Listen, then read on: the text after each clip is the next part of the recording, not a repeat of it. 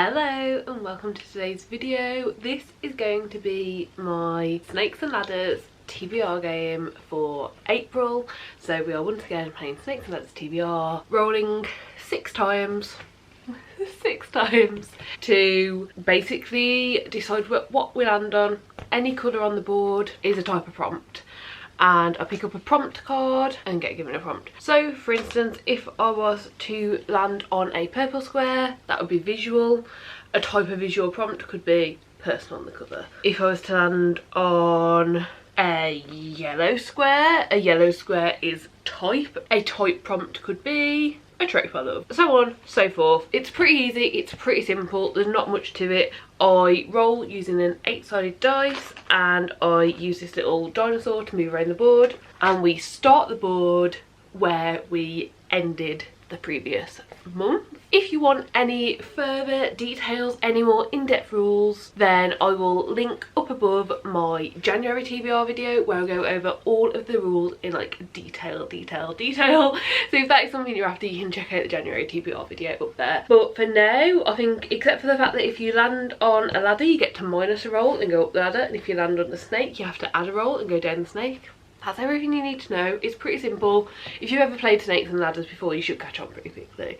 So yeah, that's what we're doing today. That's what the video is. We are doing my April TBR video. I'm pretty excited about it. I think it's going to be a good month.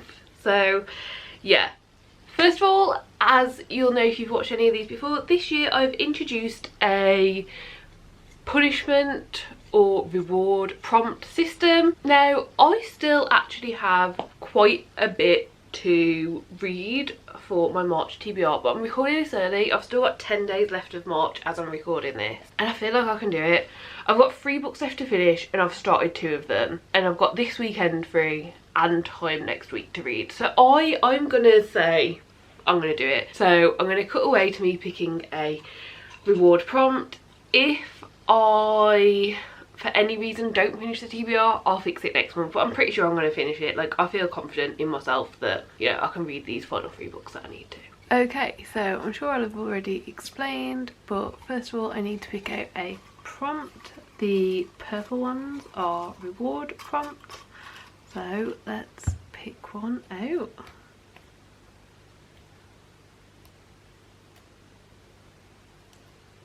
Buy a book. Okay, yes. Very nice, very nice. So, as you'll have just seen, the reward prompt was to buy a book, basically. So this just means that I can buy a book without it counting towards my like book tally total. So this year, the only way that I am buying books is by completing the Broke Bitches book buying ban bingo board.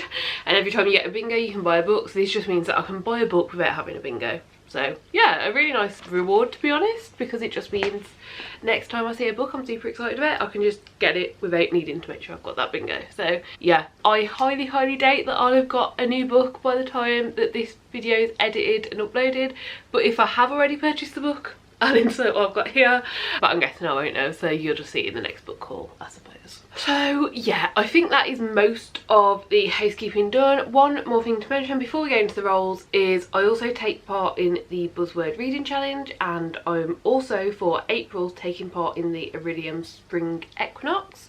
So both of those I will talk about at the very end of this video, but in my mind when I'm picking books out, I am also thinking of those things. But I'll go over how I'm doing both of those reading challenges, readathons, at the end of the video in a bit more detail. So yeah, let's do roll number 1. So roll 1 of 6, we are starting out at square number 98, which is where we left off last month. Let's do roll number 1. An 8. 1, 2, 3, 4, 5, 6, 7, 8, which is purple. Purple is a visual prompt, and the visual prompt is pastel colourway. Okay, sure. So for roll number 1, we've got a visual prompt, and the visual is pastel colourway.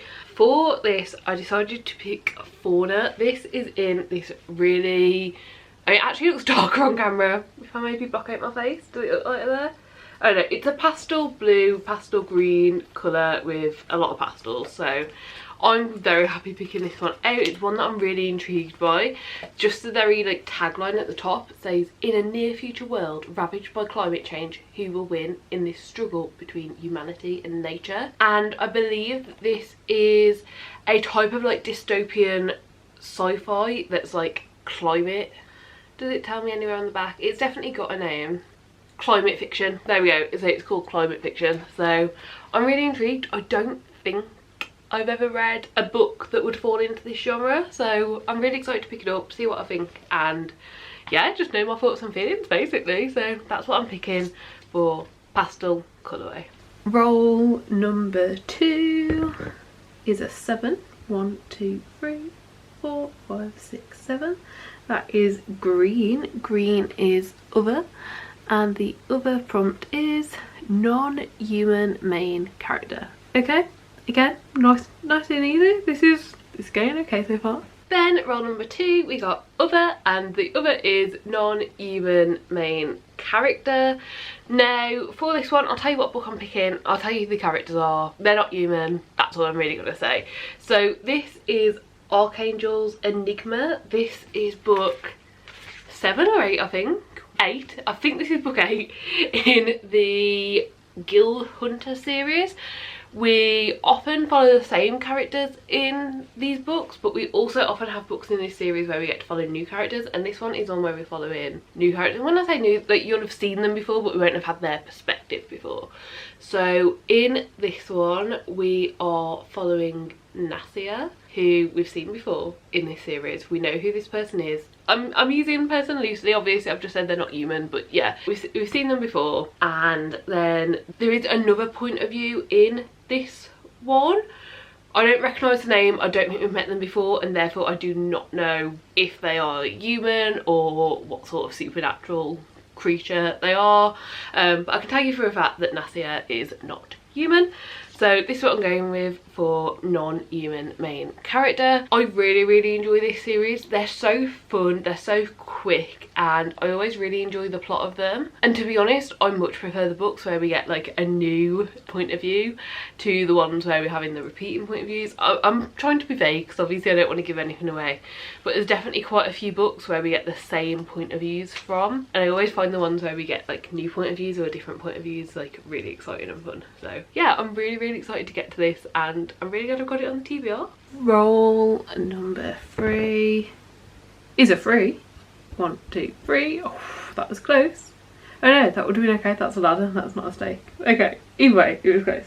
But we landed on orange, which is genre-ish, and our genre-ish prompt is, ooh, cozy fantasy. Okay, it's been a while since I've read a cozy fantasy. This is quite an exciting one actually. Roll number 3, we got a genre-ish, and the genre-ish is cozy fantasy. So, I mean, I've been wanting to get to this one for a while, and I've been putting it off because I feel like there's a lot of pressure on this book to live up, and that is Bookshops and Bone Dust. This is the prequel to Legends and Lattes. Legends and Lattes was like a 5 star for me. Like, it was so amazing. It made my top 10 of last year. I highly recommend it. I absolutely love the book. I really like fell deep into it, and you know, this got announced and I'm really excited for it. I just don't know how it will live up to Legends and Lattes, and that makes me very nervous because even though I'm like, no, like it probably won't live up to how amazing I found that one, I still can't help but put like that pressure and expectation on this one. This is the broken binding edition of this book as well, so I did wait a little while to get this one because I've got the broken binding edition of Legends and Lattes because of how much I love it. So I really hope that this one lives up to it. This one, we follow Viv, who is our main character in the Legends and Lattes book, but this is a prequel, so it happens many years before that. And basically in this one, Viv is wounded during a hunt and has to recover from this, and does so in a little town with a little bookshop. That's all I know about it. From the front I can tell we're gonna have some like other like interesting, almost like sidekicky type characters, I'm guessing, and I'm excited for it. I feel like it's just a lot to live up to when Legends and Lattes was like so amazing. Roll number 4 is a 4. 1, 2, 3, 4, which is blue. Blue is game, and the game is Jafar pick. Okay, I will do this one momentarily. Okay, and then roll number 4, we got game, and the game is Jafar pick. Now, let me explain this. The reason it says Jafar pick rather than cat pick is because you get dreamy out, my cats come running, and you can't always keep your eye on both of them. You can't always know what's going on. Like, watching this back, because I have already recorded this to make sure that they would do it. Watching this back, like, if I'd have watched Geoff, I'd have ended up with a different book. But we're watching Jafar. So basically I picked 3 books off my shelves, put them on the floor, put Dreamers on top, shook the bag to get him up. I will say, I am going to probably cut this up a little bit, what I recorded, because I recorded for like 2-3 minutes and he was not coming up. Geoff was eating all those Dreamies, and it turned out he was in the litter tray. So Joe watched him and let me know when he was happy and chill again, and then I called them up again. So I've got that last bit of footage. I'll include all of that when he actually runs up and comes and selects it, but the first 2 minutes I'll probably chop up just so I explain what I'm doing, explain what the books are, and then we'll go to actually like when he comes up the stairs. But yeah, Jafar pick. Okay, so the reason this says Jafar pick is because I have 2 cats, and as soon as I open these, there is a good chance that both of them will come running. So that means we are only looking for what Jafar picks. So let's give it a go.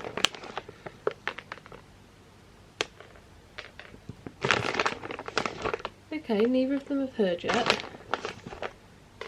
Okay, neither of them have heard, so I'm going to shake the bag.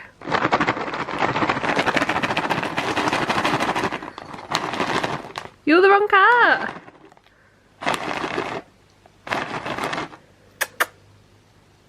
Where's your brother? You can have some. You have a few over there. Jafar! Is your little brother not coming up so you get another one? You get another. Okay, Jafar's in the litter tray. I'll try this again in a moment. Okay, let's try again.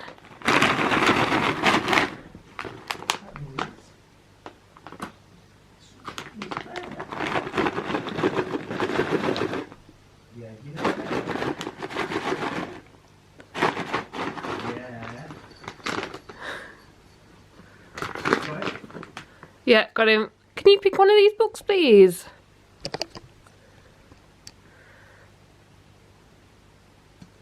Yeah, look, they're on the books. Okay, Geoff's eating all of those. Oh, are you going to go for one, Jafar? They're on the books. Oh, you've picked that one for me. Thank you. Oh, you only want to pick that one. Okie dokie.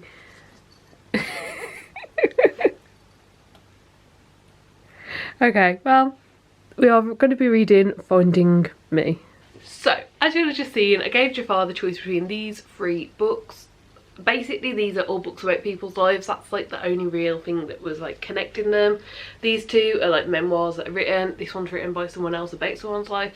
I don't know, I thought they'd be good to pick from, and as we saw, Jafar picked Finding Me by Viola Davis. So I don't know a great deal about Viola Davis, except for I loved How to Get Away with Murder. I'm pretty sure that was the show. She was like the teacher in the show, and oh my gosh, it was so good, and she was such a good character, and like she played that role so well. And when I saw that she had this memoir out, I was like, yeah, like I would like to know more about this person.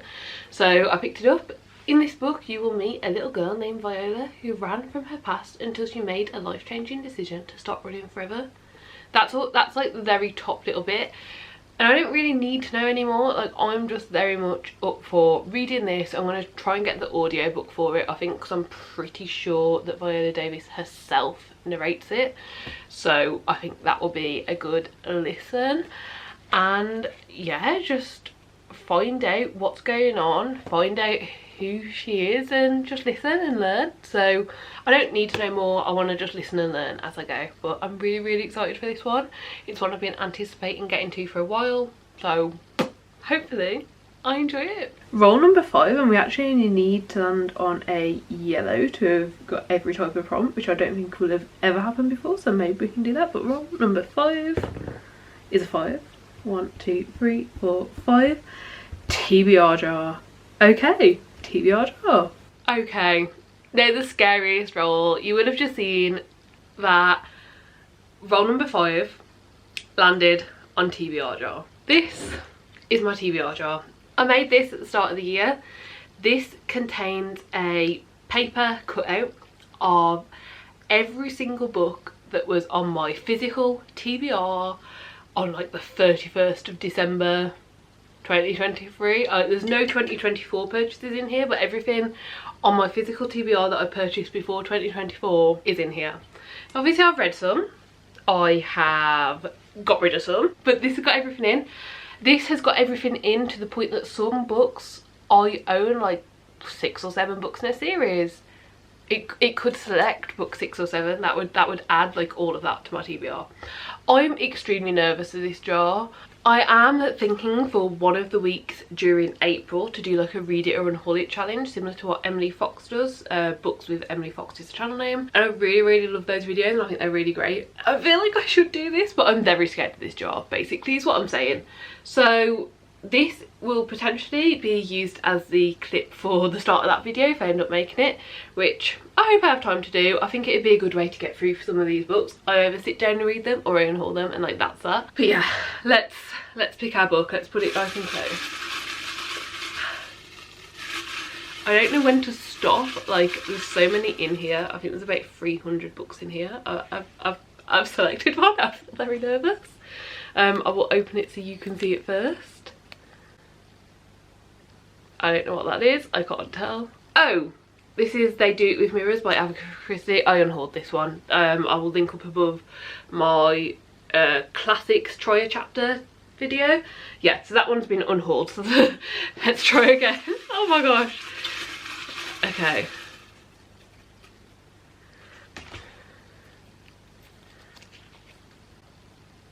I can't tell what this one is. I don't know if it's focusing for you either. Have a go. Oh shit. Okay. Okay. I do technically need to read this one. This is Assassin's... Wait. Which book is this? Royal Assassin. This book should be here. One moment. There's book 3. Ah, it's up there. Okay, I have misplaced the book, but it is up here. I do have it. It's just on a different shelf than where I thought it was. So this is Royal Assassin. This is the second book in the Farseer trilogy. I do need to read this. I'm wanting to take part in the, I think it's called the Fits Along, and I do want to take part in it. It's being run by Leanne from Literary Diversions. I did not read book 1 in time. I'm still about 2 chapters into book 1 and I haven't picked it up since. But yeah, book 2 is technically the March-April book. So I do need to read this, but this doesn't just add this book on. This also means I need to finish Assassin's Apprentice first as well. I'm pretty sure that's what it's called. I'm pretty sure the first one is Assassin's Apprentice. Yes, it is. So... yeah, look, I'm not mad at it. I feel like this is fine. This is a fine pick. However, it's not just adding 1 almost 800 page book to my TBR, it's adding 2. So we will see where that one gets us. And then last but certainly not least, our 6th and final roll is all the way over there, but it is a 6. So 1, 2, 3, 4, 5, 6 is purple, which is another visual prompt, and the visual prompt is flowers on the cover. Okay, that should hopefully be easy enough to do. I guess I need to go look at some covers. Okay, and then last but not least, the final roll was roll number 6, and that was a visual prompt, and it was flowers on the cover. And I decided to pick up a poetry collection that I got very recently, and that is Honorifics. Now, I don't know much about this. I've had it on my radar for a while. Like, I've definitely added it to different lists before for me to like check out. Like, I've definitely wanted it. And I found this on our recent trip to Edinburgh. I actually found it in the poetry section. So I managed to sit down for a little bit and read a few poems. And I think I read the first 3 and was just like, yeah, this is like, I'm enjoying this. I don't even ever know if enjoy is the right word, but like, I'm vibing with the poems, I'm understanding them. Like, for me, poetry is very much like, I either get it, I can read it and I can see the flow and I can go with it, or I don't and it goes over my head. And this I was seeing the flow, I was going with it. So I'm really excited to get into it more. I really don't know much about it. Cynthia Miller's first collection of poems, Honorifics, is an astonishing, adventurous and innovative exploration of family, Malaysian Chinese cultural identity and immigration. From jellyfish blooms to glitch art and distant stars, taking in Greek gods, space shuttles and wedding china along the way, Miller's mesmerising approach is experimental, luscious and expansive with longing. So again, don't know exactly what the poems are gonna like give me, but I'm really excited by it. And I mean, some of them just look so interesting and I don't know how to read some of them. Like for instance, I've just flicked the page open to this one, don't know how to read that. This one, don't know how to read that. Like, but it looks fun and I'm really excited about it. And obviously there are flowers on the cover, so that is fitting with the prompt. That is my final pick. So these are the official books on my April TBR. Obviously I need to read Assassin's Apprentice as well, so I think Assassin's Apprentice is about that thick, so a little bit higher. I am cautiously optimistic about this. Honestly, if it wasn't for this one, I would be very optimistic with the rest of them, but this throwing a little spanner in the works. It definitely means that I need to get sorted with that. So yeah, really excited about the books that we've officially got on the TBR this month, and I'm excited to get to them. Honestly, like, this is a really good selection for me. So before we go, let's quickly talk about the readathons that I am participating in. So I do the buzzword reading challenge. This is run by Books and Lala. You get a prompt every month and people do it in different ways. The way I do it is every month I try and read one book that fulfills the prompt of the month. So for April, the prompt is nature words, and that leads me perfectly back to the book that we picked for the first roll of this video, Fauna. Fauna is such a nature word, like it's literally like fauna and flora, like yeah. I'm shocked, surprised, I don't know, it hasn't seemed this easy so far this year to get a book that fits the prompts on the TBR, so I'm really excited that this is on the official TBR and will fulfill that prompt. Then in terms of the Iridium readathon, this is the spring equinox, so essentially in spring you have to pick what you're studying. And you don't only study it for the spring one, you will also have to complete it by doing it in autumn. So what I have chosen to do is to be a herbologist. This is because it only has 2 prompts. I mean, I do like that one. There are a few that I like a bit more, but do you know what? I'm perfectly okay with my character being a bit lazy and being okay taking shortcuts when available, so that's what we're going with. So for the herbologist you have to do alchemy and restoration. So the prompt for alchemy is circle on the cover. I am tempted to go with this one for that, like it's got like the eye and like that is a circle, but I just don't know if it's circular enough to count. So I guess let me know down below if you think this is circular enough to count. But then the other one I could do, which is a graphic novel, so it won't take me long. If you know, if the consensus is that this one doesn't count, then there is this one. This is Kusama, the graphic novel. This is basically an artist that I'm absolutely obsessed with. She's got loads and loads of books out, but this is actually written by someone else. It's just a graphic novel giving like an overview of her life basically, and I thought it would be a good place to start because I'm obsessed with her art but I don't really know much about her. And as you can see, there's circles everywhere, so this one would definitely count. So yeah, that is a potential contender. And then for restoration, the prompt is book you think could cure slumps. I feel like I won't know this until I've read them, but based on how much I love Legends and Lattes, I'm gonna optimistically put Bookshops and Bone Dust in for the book you think should cure slumps. If this doesn't work, I don't think there's any others in my TBR that I think would work for this, so I'll have to come back to the shelves and consult and try and find something that I do think would fit. But I'm really hopeful, fingers crossed, that Bookshops and Bone Dust will feel lovely enough that I can put it down for cure slumps. So yeah, that is all the readathons, everything I'm participating in done. That's the TBR done. I think this video is done.